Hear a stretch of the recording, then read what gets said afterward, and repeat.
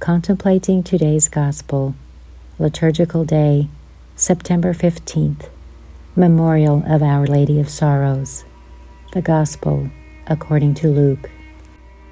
Jesus' father and mother were amazed at what was said about him, and Simeon blessed them, and said to Mary his mother, "Behold, this child is destined for the fall and rise of many in Israel, and to be a sign that will be contradicted, and you yourself a sword will pierce, so that the thoughts of many hearts may be revealed." Commentary by Father Josep Maria Soler, Abbot of Montserrat, Abbey, Spain. You yourself a sword will pierce.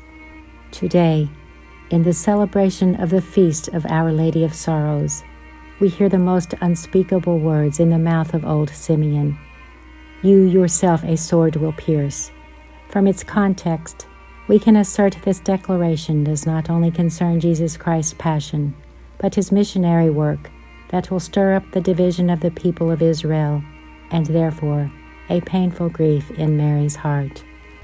All along Jesus' public life, the Virgin Mary will experience great sufferings upon seeing Jesus rebuked and threatened with death by the city authorities. As the rest of Jesus' disciples, Mary has to learn to place her family relations in a different context altogether. She must also leave her son because of the gospel, and have to learn not to appraise the Christ for his flesh, despite the fact he is flesh of her flesh.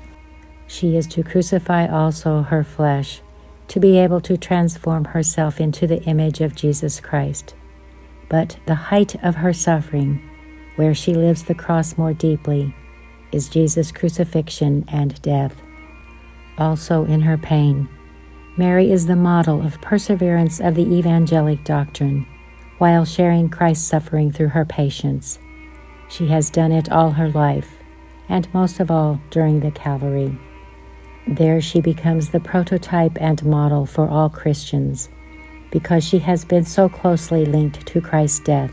She is linked afterwards to his resurrection too.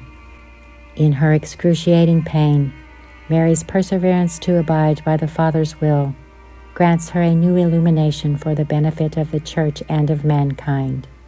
Mary precedes us and helps us to follow Christ in our way of faith, and the Holy Spirit leads us to share with her this great adventure.